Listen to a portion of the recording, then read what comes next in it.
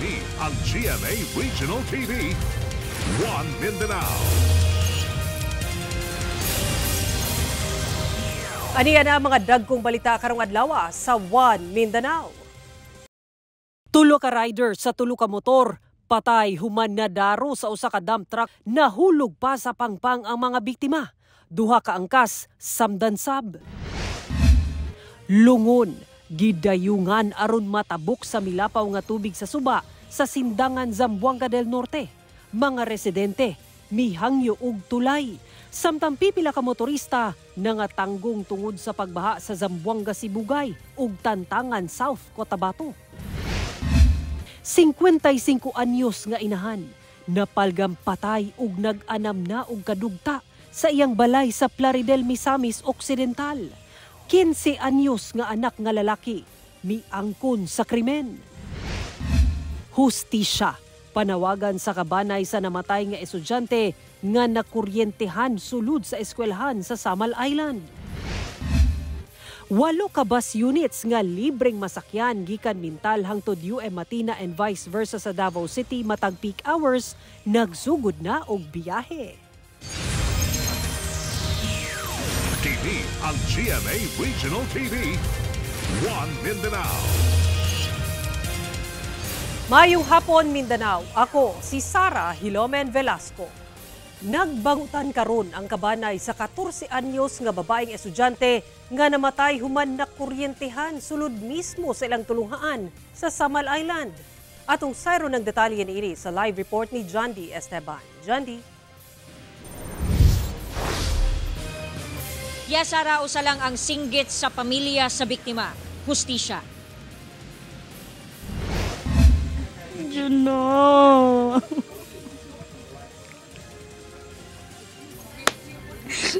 Langgot ako, Juno. Gibiyaan minimo. Wala na'y mas musakit pa sa usa ka inahan nga mawad-an og anak. Kini ang gibati karon sa inahang si Femia. Namatay ang iyang 14 anyos nga anak nga si Jana. Human makuryentehan sulod sa ilahang eskwelahan sa Mambagubi National High School sa Samal Island, Davao del Norte nitong Martes sa hapon.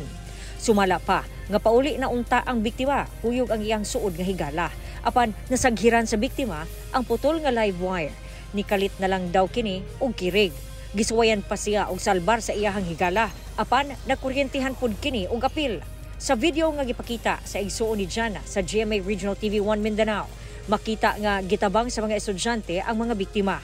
Nadala pa sa ospital ang duha, apan namatay si Jana. Samtang samdan ang iyahang suod nga higala, kinsa nagpaayo pa sa ospital. Kakita gyud namo ang kuryente naagid sa kamot ni Janan, burag nag-ana sayo, naglikos. Mauton, sige nang migkuan, nagtaranta na gyud ming niyang duha. To pagbira namo, gahi jud kayo kani pilit jud ang war sa iyang lawas.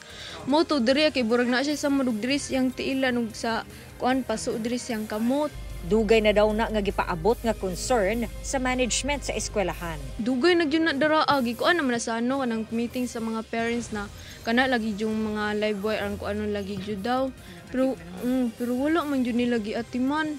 Dugay na siya bisan pag mga estudyante ang pangutan-on dira, dugay na jud daw na siya kaayo nga naka yun daw ang wire mamba niya. Tung kuya sa iyahang kauban nga na kuryentehan ning anak pa jud sa iyahang manghud nga wala pa day na nila gikuha nga dugay naman na kaayo. Gisuwayan namo og kuha ang pahayag sa school management apan suspendido ang klase karong adlaw. Wala matud pay makaatubang namo. Base sa police report, ang live wire konektado sa electric post sa Northern Davao Electric Cooperative o Nordeco. Gisuwayan namo og kuha ang ilahang pahayag apan wala pa sila itubag.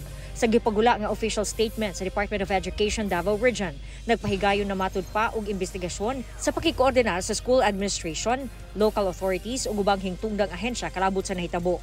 Nagpahigayon na daw sila og mga lakang aron ma-inspect ug ma-secure ang tanang electric systems ug school facilities dili lang sa nasangpit nga eskwelahan apan sa tanang eskwelahan sa Davao Region aron masiguro ang kaluwasan sa mga estudyante ug staff.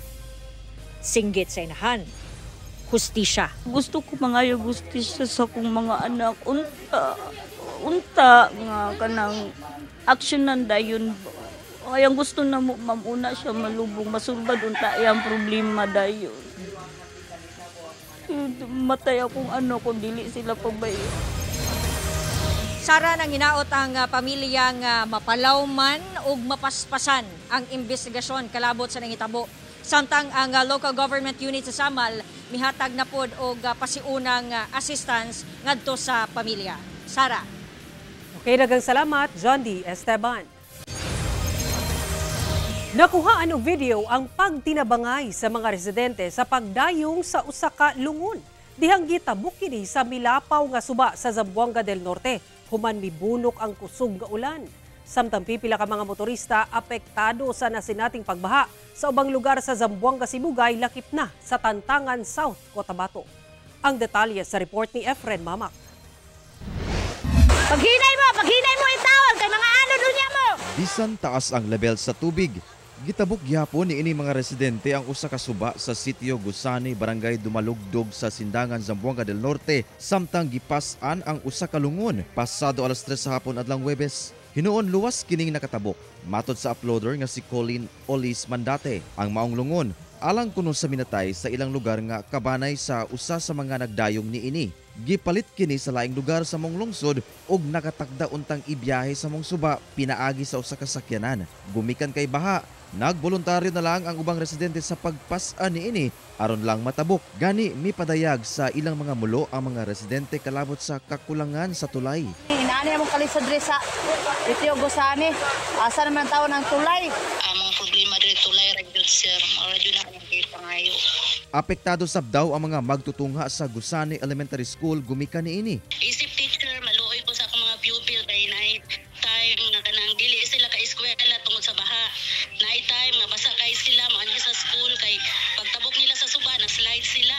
Ginasulayan pang makuhaan og pahayag ang LGU kalabot niini. Sa karon mihubas na ang baha apan palisure gyapon ang pag-agi sa mga motorsiklo.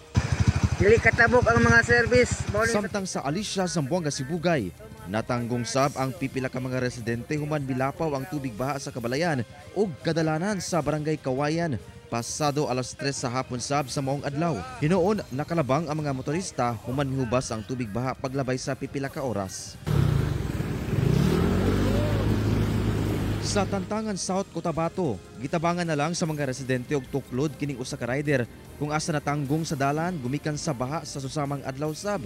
Sa barangay poblasyon sa maong lungsod, palisuray sab sa paglabang ang pipila ka mga motorista gumikan sa baha. Matod sa Pag-asa, habagat og localized thunderstorms ang nagpaulan sa Mindanao. Samtang gumikan sa mga pag-ulan, girekomenda sa mong buhatan nga asikasuhon sa mga LGU ang ilang mga drainage system. Mas maayong base ka na siya sa kining gitawag nato og annual rainfall no or kaning natigom nga ulan. Lakit na sab matud pa nga tagdon ang mga silted nga mga sapa. Ato ang irekomenda nga mahimo lang dunag yung regular dredging matag tuig. Kauban si Gary Balantay og Bong Vicencio, Efren Mamak. 1 Mindanao. Ato ng Siron ang dugang pang mga balita sa Mindanao. Makabanato si Cyril Chavez live sa Cagayan de Oro City. Cyril. Salamat, Sarah. Patay ang usa ka 14 anyos nga lalaki.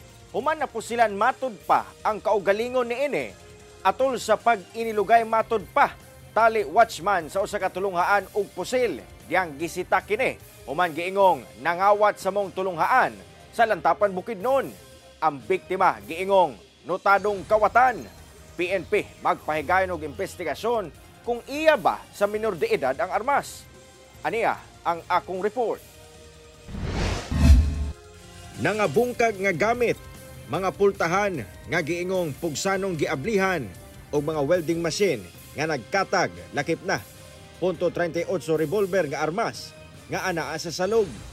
Ingon ani ang sitwasyon nga naabtan sa kapulisan sa Lantapan sa Bukidnon. Human ang gikatahong pagsulay og pagpangawat sa Alanib Central Elementary School sa lungsod. Matod sa PNP, nakadawat sila og tawag pasado alas 10 Lunes sa gabi. Atol sa hitabo, patay ang usa ka 14 anyos nga lalaki sa ospital nga giingong nangawat sa eskwelahan. Human aksidente kuno nga mapusilan ang kaugalingon niini atol sa pag-inilugay tali 45 anyos nga watchman sa tunghaan sa usa ka pusil. Sa mga gamit, nagagawan sila. Eventually, itong minor sir, may bitbit pala na 38 nga revolver. So, in the course of kwancher, sa grappling nilang dalawa, nakakalabit ng bata tong kwancher, to armas niya, no? On which eventually na accidental tong puncher, tong bata, natamaan sa puncher katawan niya, sir. Saysay sa watchman nga samtang anaasa sa compound sa mong tunghaan, nakamatikod siya nga adunay tawo sulod sa principal's office pasado las 9 sa gabi. Gilayon niya kining gitan-aw ug dito naabtan ang minor de edad nga nagdala og welding machine o grinder nga iya sa tunghaan. Misukol kuno kini hangtod mibunlot og armas, rason nga nag-inilugay sila. Based po sa mga teacher sa school, sir, wala talaga armas tong watchman nila, sir. And will sir, palap kung magpalap kami for the investigation para ma-check natin tong sir kung para may clarity sa sir the incident. Temporaryo nga gikustudiya sa Lantapan Municipal Police Station ang watchman apan gibuhian kay wala nagpasaka og kaso ang kabanay sa minor de edad. Ginasulayan pa sa GMA Regional TV 1 Mindanao nga makuhaan og pahayag ang kabanay sa minor de edad, lakip ang watchman. Apan daan ang miangkon ang kabanay sa minor de edad ngadto sa otoridad nga nasayod sila sa mga ginahimo niini nga pagpangawat sa kabahin sa Alanib Elementary School. Dili kuno kini ang unang higayon nga nang hilabot ang minor de edad sa maong eskwelahan. Transferi sab kuno kini gikan sa laing tulunghaan. Apan pending pa ang status niini. Disulod siya og clinic nato, disulod og opisina, disulod og classroom. Disulod siya classroom. Well, in fact, sa wala pagani ko naabot diri atong July 7, nanay mga previous incident nga kuan gyud kanang kawat gyud sa Rabiri gyud. Duha ka rooms ang nakuhaan og tag-isa gid ka TV. Sumala sa PNP, magpahigayon gyapon sila og investigasyon aron masuta kung sa minor de edad bagyod ang na-recover nga armas. Always to look after the children, sir, no? 24/7, sir, if ever closely monitoring, sir, kung ano activity ng mga anak nila. Sa ulahing update sa Lantapan Municipal Police Station, gibutyag ni Police Captain Vernie Corpus, ang Deputy Commander sa mong istasyon, nga base sa ilang pakiginabi sa inahan sa minor de edad, nga miabot gikan Manila, ipahilo na una sa kabanay ang bata ug inighuman sa pagpalubong. Ilan ang ipasangat ang kasong homicide batok sa watchman. Cyril Chavez, 1 Mindanao. Tulo ang patay, human gidaro sa usa ka dump truck ang tulo ka mga motorsiklo sa barangay Lumbia sa Cagayan de Oro City. Samtang duha ka mga angkas sa maong mga motor ang samdan. Ang detalye sa report ni James Paulo Yap. Dead on the spot ang tulo ka mga rider human gidaro ang ilang motorsiklo sa usa ka dump truck na adunay kargang graba sa sitio Kabula, barangay Lumbia sa Cagayan de Oro City pasado alas 6 sa buntag adlong Biyernes. Nakurat matud pa ang mga residente sa lugar dihang adunay kusog nga mibuto sayo sa buntag. Natulog pa mi sir niya ang amo nakamata mi sa dako kay nga buto. Pag buto anak sir kusog gyud kay siya nga buto unya mura bitaw siya bisag ni tauros ang tingog bitaw murag ni ana ang kuan niya murag dito mo nakuanan. Sa inisyal nga investigasyon sa PNP, rider sa tulo ka motorsiklo ang tulo ka mga biktima kisa paingon unta kini sa sentrong bahin sa syudad. Samtang gikan matud pa sa Tagulwan ang dump truck ug paingon unta kini sa Talakag area diyang nahitabo ang aksidente. Ni-traverse sa may south nga bahin ug nagmalfunction ang brake niini nga dump truck, ni resulta kini nga nakabig niya ang iyang dump truck ug naay tulo ka motorcycle nga iyang naigo. So ang kaning tulo ka motorcycle ay nahulog sa may pangpang ug nagresulta sa fatalities. Gibana-bana ang mukabat sa 30 hangtod 50 meters ang gilawmon sa bangin nga nahulugan sa tulo ka mga biktima nga gidaro niining usa ka dump truck nga nagbabag paghihapon hantod karong orasa dinhi sa may sitio Kabula sa barangay Lumbia sa Cagayan de Oro City ug one lane lang gihapon ang maagian dinhi sa maong kalsada tungod dili padali nga makuha kining nagbabag nga dump truck. Sumala sa mga residente dinhi sa lugar nga accident prone area gyud kini nga dalan tungod kung makita ninyo paliko kini ug palugsong pa ang kalsada. Laing duha ka mga individual nga angkas sa mga motor ang nadala sa JR Borja General Hospital o ginabantayan pa ang kahimtang niini. Nagpadayon pa ang investigasyon sa traffic unit sa Cagayan de Oro City Police sa insidente. Posibleng magkatubang ang driver sa dump truck ug kasong reckless imprudence resulting to multiple homicide. Kinsa nakakustudiya karon sa Lumbia Police Station. Kauban si Makoy Sempron, James Paulo Yap, 1 Mindanao. ang GMA Regional TV, One Mindanao. Posibleng dunay gamay nga pagsaka sa presyo sa mga produktong petrolyo sunod semana. Sumala sa Oil Industry Management Bureau sa Department of Energy base sa 4-day trading. Posibleng musaka og 50 centavos kada litro ang presyo sa gasolina. Samtang moabot sa 40 centavos matag litro ang posibleng iusbaw sa kada litro sa diesel ug 10 centavos sa matag litro sa kerosene. Kung madayon kini ikaduhang sagunsong semana nga pagsaka sa presyo sa gasolina, samtang kini ang unang pagsaka sa presyo sa diesel ug kerosene human ang pagkunhod karong semanaha. Ang pagsaka sa presyo sa lana tungod sa pag-ubos sa supply sa krudo sa Estados Unidos sa miaging semana tungod sa mas taas nga demand ug ang nagpadayon nga krisis sa Iran ug Israel. Mamahimo pa kining mausa base sa resulta sa trading karong adlaw. Alang sa mga pasaherong matag adlaw nagasubang dakas sa gabang sa mga problema nga dugay makasakay og pampublikong jeep sa Davao City. Good news kay nagsugod na og biyahe ang Love Bus nga libreng masakyan gikan Mintal hangtod UM Matina sa syudad. Ani report ni Argil Relator. Ang iconic nga pampublikong transportasyon ni adtong 1970s sa Pilipinas nga Love Bus nagkamba karon sa Davao City isip kabahin sa libreng sakay program sa gobyerno pinaagi sa Department of Transportation. Mismong sila Transportation Secretary Vince Dizon o Budget Secretary Amina Pangandaman ang ni-experience sa pagsakay sa Love Bus sa launching adlong Biyernes. 8 ka mga bus unit ang nagabiyahe, 4 ka round trips ang matag unit sa buntag ug gabii. Alang sa southbound, manukad ang Love Bus sa UM Matina, MacArthur Highway, Bypass Road, Davao Bukidnon Road hangtod sa Mintala Elementary School bus stop. Alang sa northbound, manukad ang Love Bus sa Mintal Bus Stop, Davao Bukidnon Road, Bypass Road, MacArthur Highway, Kimpo Boulevard, Sandawa Road hangtod sa UM Matina. Libreng mosakay sa Love Bus matag peak hours gikan alas 6 hangtod alas 9 sa buntag ug alas 5 sa hapon hangtod sa alas 8 sa gabii. Libreng mosakay sa tibuok adlaw matag weekends ug holidays. Tuloy-tuloy na yan. Tuloy-tuloy na kaya nga nandito si Secmina para siguraduhin na mabibigyan ng tamang pondo. Kasi napaka-importante nito, sabi ng ating Pangulo. Nabigyan naman natin ng konting tulong ang ating mga commuters. For 2026, meron tayong 1.3 billion pesos na inilaan sa ating proposed budget. At alam ko, magdadagdag pa tayo ng mga rota sa iba-ibang parte ng bansa. Gilaumang nasa 3,360 ka pasahero ang makasakay sa Love Bus matag adlaw. Punaan ang magpadulong mi dito, dali lang mi makasakay, kung naay bus nga ihatag. Para nga makapagpunin sa among pandrabaho. Sa mga mga pamilyado na mga anak, makabawas sa mga galastos sa kada adlaw. Ilabi na anak ko yung mga estudyante. Niadtong July 24, dihang unang naglusad og libreng sakay gamit ang 8 ka mga bus sa rutang Lasang Rojas. Gi-inspection sab nila Secretary Dizon ug Secretary Pangandaman ang gi-propose nga PUV stops alang sa Davao Public Transport Modernization Project diin bus na ang mga masahero inay kasamtangang PUJs. Habang inihintay natin yung modern bus system ng Davao, na actually titignan nga namin ni Secmina ngayon yung mga proposed bus stops. Tumutulong tayo sa ating mga commuters habang wala pa yung magandang system natin. Kauban si Metro Awing sa kamera. Ako si Argil Relator. One Mindanao.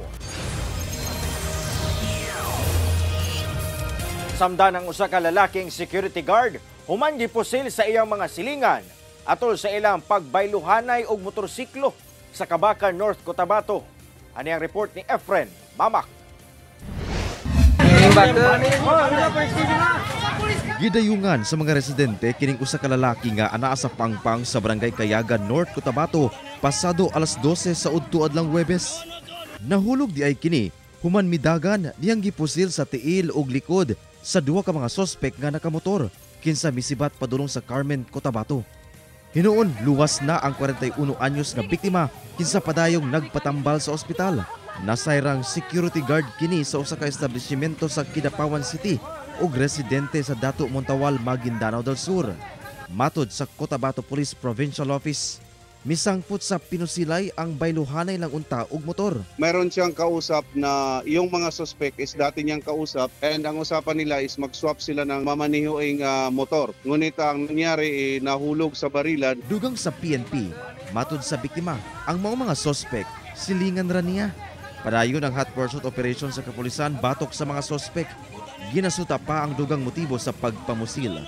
Ginakuhaan pa og pahayag ang biktima. Kauban si Gary Balantayog, Bong Vicencio, Efren Mamak. 1 Mindanao. Nagpahigayon ang Regulatory Compliance Board sa Cagayan de Oro City LGU ug LTO Region 10 og surprise inspection sa Barangay Nazareth. Mga imnanan ug mga bao-bao nga na masahero gipangsita. Hasta ang Higalay Carnival gi-inspeksyon sab. Ani report. Surpresang gi-inspeksyon sa mga personahe sa Regulatory Compliance Board sa Cagayan de Oro City LGU ang pipila ka mga imnanan sa palibot sa Tomasaco Street, Barangay Nazareth. Uban ang mga personahe sa barangay o sa usang gisulod ang mga imnanan o gipangsuta kung misunod kini sa polisiya sa LGU o sa ilang gilantaw mao ang dili pag-serve og ilimnong makahubog sa mga minor de edad. Lakip na ang pagbawal sa mga kusog nga tugtog 10 oras sa gabi. Businesses ngayon ana nga pag alas 10 hinayan. Kay although nga itong ordinansa, nag-ingon nga 12 midnight to 5 a.m. ang prohibition. Pero kanang ordinansa, dugay na magod na 1995 nga codification. Miuban sa mga operasyon ang mga personal sa Land Transportation Office 10 o Roads and Traffic Administration kun RTA.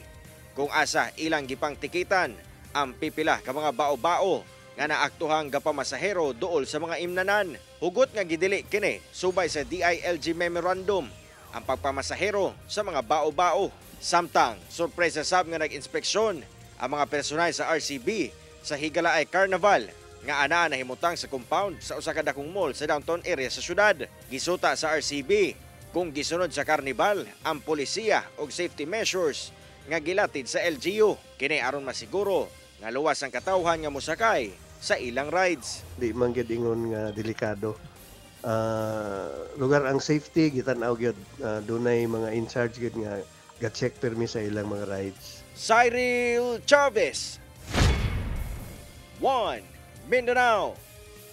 Padayon ang pagpangandam sa Ministry of Basic, Higher and Technical Education alang sa BARM Parliamentary Elections apan nabalaka kini kay basin pipilara ang moboto sa pinilay. Busabot nilang pakusgan ang voters' education kalabot sa eleksyon. Ani report ni John D. Esteban.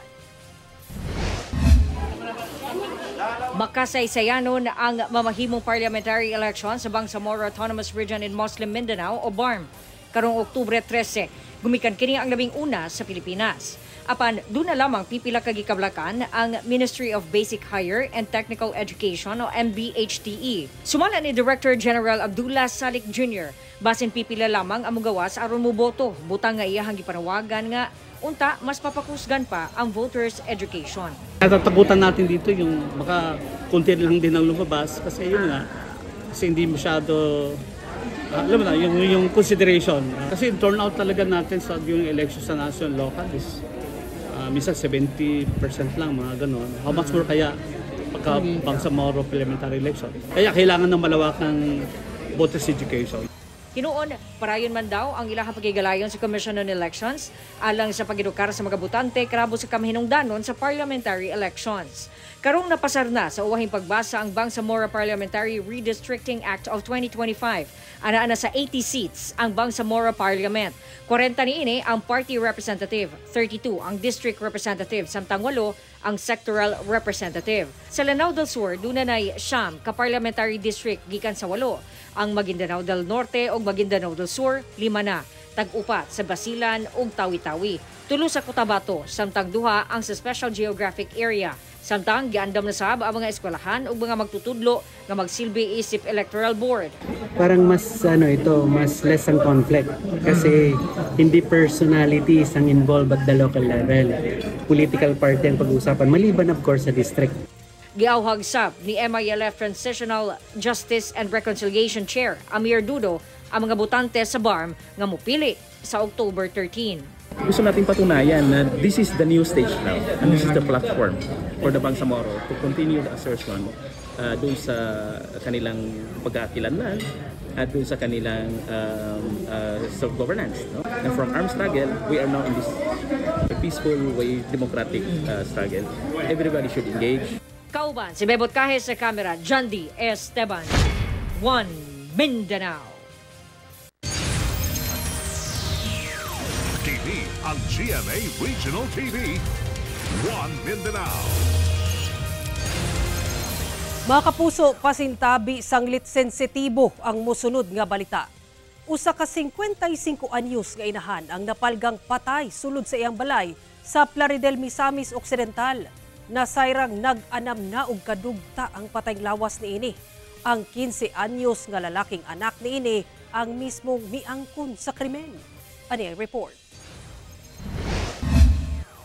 Tungod sa di maayong baho, gisusi sa mga silingan ang balay sa 55 anyos nga ginang sa Barangay Northern Poblacion sa Plaridel, Misamis Occidental adlong Miyerkules. Banda alas 3 sa hapon, dinhi ilang nakita ang nagbuyod sa salog ilawom sa katre nga puno sa nagkadayang gamit ang patayng lawas sa biktima. Kita pa nga nakaputos ang ulo niini sa cellophane ug daw nadugta na ang maong patayng lawas. Busa, gilayon silang nanawag og tabang sa otoridad. Gilayong miresponde ang kapulisan og Soko aron imbestigahan ang patayng lawas sa biktima. Matod sa otoridad, posibleng pila ka adlaw na kining patay. Sanglit anaa na kini sa state of decomposition. Sa mong hitabo, gikustodiya sa PNP ang 15 anyos nga kamanghurang anak nga lalaki sa biktima. Human miangkon nga siya ang mihimo sa krimen. Saysay sa suspect nga Children in Conflict with the Law kon CICL nga adlong Biyernes, Agosto 15, iyang napatay ang inahan. Diyang nagkalalis sila ug misangpot nga iyang nasumbagan ang biktima. Natumba kuno kini og nagkadugo. Rason nga iyang gitago ang lawas niini ug giputos ang ulo sa cellophane. Based on the kaning narrative no sa maong bata sa pag-confess niya sa maong krimen, nangayo siya pagkaon but wala kini gihatagan sa iya. Allegedly. Nasayran nga buwag ang biktima sa bana niini. Sila na lang sabduha ang nag-uban og puyo. Sanglit ang tulo ka igsuon niini ang tua na sa laing lugar. Human nga minyo. Sagad sab mag-away ang biktima ug ang anak. Broken family. No, kana siya then naghunong ni siya sa pag-eskwela. No, last year pa, kay grade 7 na siya taman, considering that he is 15 years old na karon. And magsigilag ka ng laag-laag no, sa mga silingan. Mao lang ang ano sa bata. But dako nga butang siguro nga malantaw no. Giamin man pud niya ang maong krimen.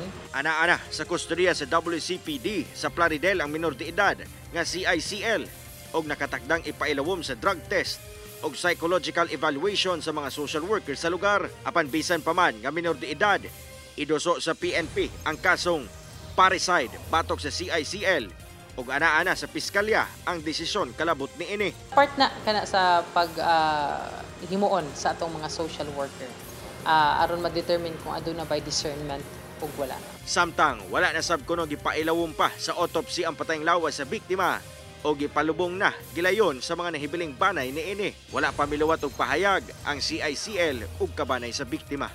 Kauban si Jaybert Paira, Cyril Chavez, One Mindanao.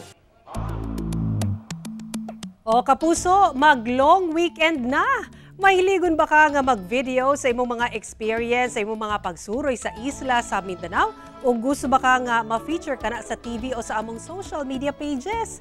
Well, this is your chance kay sa gilusad sa One Mindanao nga segment. Kamo o ang inyong istorya ang bida o kamusab ang mag-report. Kini ang My Mindanao. Mamahimo ninyong inarate ang inyong experience aron ang ato mga kapuso sab daw maka-experience sa inyong mga latest discovery sa food, travel o ubang trivia kalabot sa atong nindot nga isla sa Mindanao.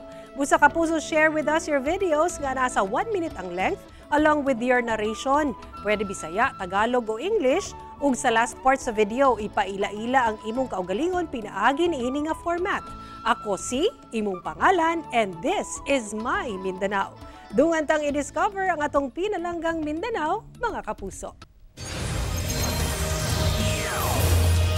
Og mo kato ang mga ulahing balita sa Mindanao karong adlaw. Mamahimo ninyo kini makita pag-usab pinaagi sa pagbisita sa official website sa GMA Regional TV o bisita ang among official YouTube channel o i-click ang subscribe button para sa pinakaulahing balita. Daghang salamat sa atong mga kapuso sa Mindanao nga nagalantaw kanamong sa atong mga kapuso abroad. Padayo lang sa pagtutok sa mga lokal nga balita matag adlaw tungod sa GMA Regional TV, Local News Matters. Kami ang GMA Regional TV 1 Mindanao, tibok persa para sa mas dakong misyon ug mas halapan kapag serbisyo sa nasod. Happy weekend mga kapuso ug mag-amping kita kanunay.